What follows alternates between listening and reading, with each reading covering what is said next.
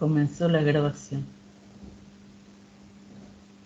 Vamos a leer el último capítulo de Recolecciones de un Místico, el capítulo 24, el objeto de la Fraternidad Rosacruz. El objeto de la Fraternidad Rosacruz ha sido definido claramente en nuestra literatura, añadiendo que tiene los medios por los cuales existe la esperanza de alcanzar el fin propuesto. Pero como contestación a las muchas preguntas que se nos han dirigido en demanda de un relato breve y conciso, queremos dedicar este artículo a esta materia. El mundo es la escuela de enseñanza de Dios. Durante el pasado hemos aprendido a construir vehículos diferentes y entre otros el cuerpo físico. Mediante este trabajo somos ascendidos de clase a clase o de grado a grado, cada uno de ellos con su particular alcance de desarrollo de conciencia. Desarrollamos ojos con los cuales podemos ver, oídos para oír y otros órganos con los cuales podemos ver, con los cuales podemos oler, gustar y sentir, pero no todos los egos fueron ascendidos en igual momento. Cuando la niebla del aire en la época de los Atlantes se condensó y llenó las cuencas y valles de la tierra con océanos de agua, impeliendo a los hombres hacia las alturas y montañas, muchos perecieron por asfixia porque no habían desarrollado los pulmones. Por esto no pudieron pasar el portal del arco iris, que fue, por decirlo así, la puerta de entrada de la nueva edad con sus secas condiciones atmosféricas. Ahora está viniendo otra gran transformación mundial que nosotros no sabemos cuándo. Aún Cristo confesó su ignorancia en cuanto al día y a la hora, pero nos remarcó que vendrá como un ladrón en la noche, por sorpresa, y él profetizó que las condiciones del mundo serán entonces semejantes a aquellas que prevalecieron en los días de Noé, es decir, que la humanidad vivía en completo abandono y divertimiento, cuando de repente las puertas celestes del diluvio se abrieron y la muerte y la destrucción hicieron estragos entre los hombres. Cristo nos dijo... Podemos sí. decir que en aquellos tiempos lo que sucedió fue ese diluvio universal, pero la forma como va a proceder Dios mediante la naturaleza en este fin de estos tiempos, allí se estaba dando el fin de los tiempos anteriores, del fin de la Atlántida. Pero el fin de estos tiempos no podemos saber cómo es que se estará procesando todo eso. Hay algunas indicaciones de algunos autores serios, pero el asunto es que no es algo que uno lo pueda estar previendo como ladrón en la noche, bien sorpresivamente. Se está gestando ese fin de los tiempos y es imprescindible que no nos dejemos llevar por la marea de la degradación en la que entra mucha gente. Yo todavía no tengo energía eléctrica, pero voy a seguir leyendo un poquito. Cristo nos dijo que es posible tomar el reino de Dios por asalto y conseguir ganar el estado de conciencia que prevalecerá en aquellos días. Pero a su vez, San Pablo nos dice que la carne y la sangre no pueden heredar este reino, y añade que tenemos un cuerpo del alma, el soma psuchikon, la primera de los Corintios 15:44, y que nos reuniremos al Señor en el aire cuando Él venga, en el aire entre comillas. Este cuerpo del alma es, pues, tan necesario para penetrar en el reino de Dios de la época futura, como un cuerpo dotado de pulmones lo fue para los atlantes que desearon entrar en la época que ahora estamos viviendo. Por lo tanto, es necesario que elevemos nuestra solicitud y aseguremos nuestra elección preparando el velo dorado nupcial, el cuerpo del alma, el cual solamente puede asegurar nuestra admisión para las bodas místicas.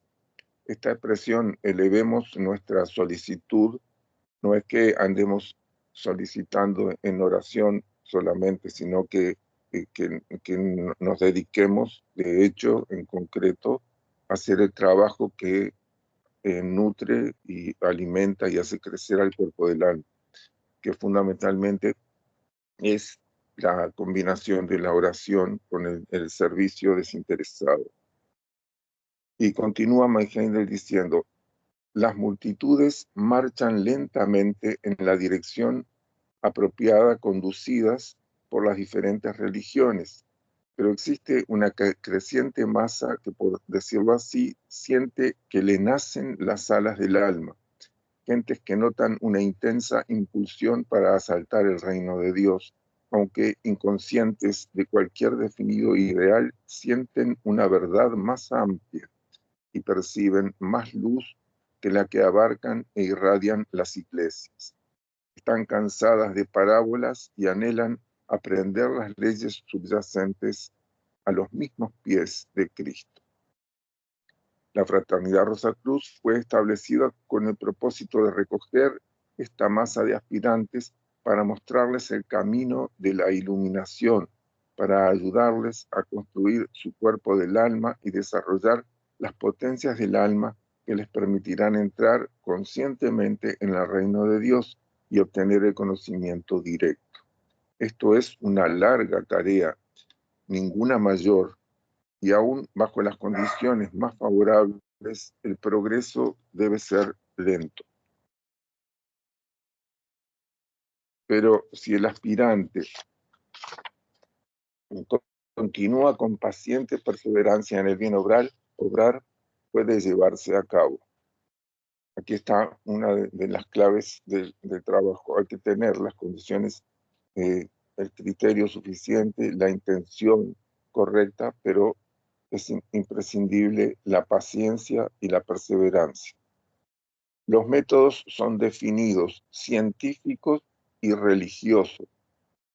Son científicos en el sentido de que han sido puestos a prueba por otros seres humanos anteriormente y también actualmente, y han conducido al éxito. Y son religiosos porque tienen ese contenido espiritual. Han tenido su origen en la escuela occidental de la Orden Rosacruz y están, por lo tanto, especialmente adaptados para el hombre occidental. Algunas veces, pero muy raramente, brindan resultados en un corto tiempo, pero generalmente son necesarios muchos años y aún vidas antes que el aspirante alcance su objeto. Pero si se sigue este sistema, se nos proporcionarán y se realizarán al fin todos los deseos de nuestros corazones. El tabernáculo en el desierto. Sí, el tabernáculo en el desierto era una representación simbólica del camino hacia Dios y, como dice San Pablo, señalaban el reflejo de mejores cosas a venir. La mesa del pan de la proposición nos da una lección importante que armoniza con nuestra actual situación. Deben recordar los estudiantes que a los antiguos israelitas se les ordenaba que llevasen el pan de proposición al tabernáculo a intervalos definidos. El trigo del cual este pan estaba hecho les fue dado por Dios, pero ellos debían cultivar la tierra en la que debían nacer, lo debían plantar y cultivar, y asimismo debían escaldarlo y regarlo con objeto de procurar el mayor crecimiento y rendimiento posible. Lo debían cosechar y trillar, moler y panificarlo, para conseguir los panes que debían llevar al tabernáculo como pan de proposición, cuidado y cultivado por ellos mismos. Igualmente, Dios nos da todos los granos de las oportunidades para servir, pero es de nuestro deber el cultivar tales oportunidades y cuidarlas y alimentarlas en el suelo de una caritativa bondad para que puedan llegar al máximo desarrollo. Debemos tener siempre presente las palabras de Cristo de que Él vino para servir y ministrar. Por lo tanto, cualquiera que anhele seguir sus pasos y ser grande en el reino de Dios debe estar siempre alerta para valerse de las oportunidades que se le ofrezcan para servir a su prójimo. Cada día debe llenarse tan fielmente como sea posible con hechos de bondad y consideración, pues ellos son el retorcido y la lana con la cual se teje el velo dorado nupcial. Sin tales trabajos, de nada servirán las oraciones, ayunos y demás ejercicios religiosos que se lleven a cabo. Es inútil el ir al templo sin este pan de proposición, que indica que hemos trabajado realmente en el servicio del Señor y Maestro. Lo que antecede es también la enseñanza de las iglesias exotéricas, pero lo que sigue es exclusivamente del método y de las enseñanzas científicas de los Rosacruces, basadas sobre el conocimiento más profundo de los hechos espirituales, por los cuales el aspirante se capacita para ganar el máximo crecimiento del alma en cada vida, así que su avance espiritual se acelera más allá de sus acalorados sueños. Por lo tanto, esta es la enseñanza espiritual más importante que se ha dado a los hombres en los tiempos modernos, y no se dará un solo caso en el que uno que se esfuerce honradamente en seguir este sencillo método deje de beneficiarse enormemente. El éter es el agente de transmisión de la luz, que es lo que deja la imagen en la película fotográfica. Esto envuelve al aire y con cada respiración que inhalamos desde el nacimiento a la muerte, el éter entra en nuestro sistema y deja una imagen de nuestro alrededor y de nuestras acciones en un pequeño átomo del corazón. De este modo, cada uno lleva consigo un registro completo de su vida, el cual se asimila después de la muerte. La expiación de los hechos malos produce dolor y angustia en el purgatorio, y tales sufrimientos se transmutan en conciencia para con ella y prevenir la repetición de idénticas equivocaciones en vidas sucesivas, y a la vez las buenas acciones se transmutan en amor y benevolencia. Pero en vez de esperar a la muerte para esta transmutación post-mortem del pan de proposición de la vida, el aspirante que desea tomar al cielo por asalto puede asimilar los frutos de cada día después de acostarse y antes de dormirse por el procedimiento sencillísimo de meditar sobre los sucesos del día. Estos acontecimientos deben revivirse y considerarse en orden inverso, es decir, que lo hecho en la noche se recuerda lo primero después de los de la tarde, mediodía y por último los de la mañana, hasta el momento de levantarnos.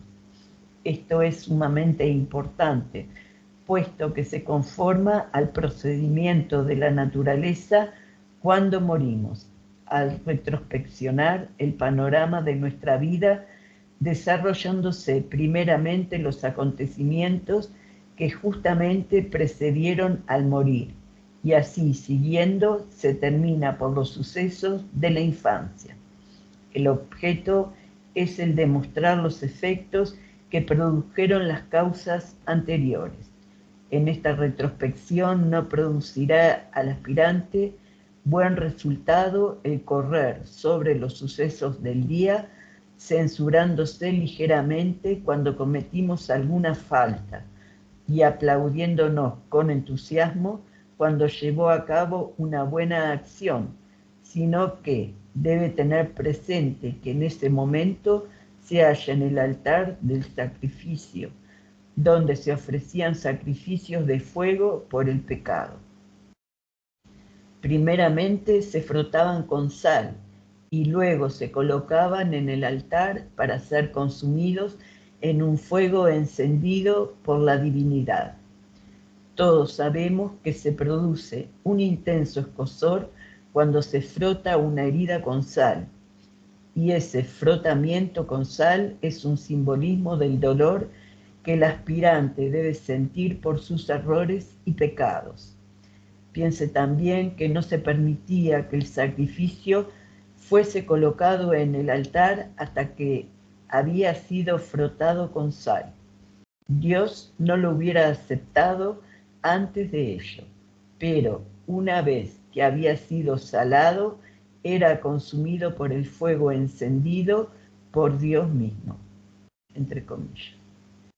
Esto nos dice que a menos que lavemos nuestros delitos del día con la sal de nuestras lágrimas y una contrición de corazón, Dios no aceptará nuestro sacrificio de arrepentimiento. Pero cuando nos hemos arrepentido realmente, nuestros pecados se lavarán y nuestro átomo simiente quedará tan limpio como el campo de la nieve. Con respecto a nuestros hechos buenos, debemos recordar que había en el tabernáculo 2 montoncitos de incienso encima de cada pila de los panes de proposición. Este incienso era ofrecido sobre el altar del incienso, donde el humo ascendía como un grato y dulce aroma hasta el Señor, muy diferente de aquel nauseabundo hedor que se elevaba desde el altar donde eran quemados los sacrificios por los pecados. Es por lo tanto algo extraño que Dios no encontrase delicia en el sacrificio de bueyes y terneros y en cambio se deleitara con un contrito corazón y un espíritu arrepentido. Este extracto aromático espiritual de nuestras buenas obras es el que construye nuestro cuerpo del alma. Por él, proceso natural, ordinario, transcurre una tercera parte de los años que hemos vivido en la tierra, para que nuestra existencia post-mortem logre extraer o cosechar lo que hemos sembrado.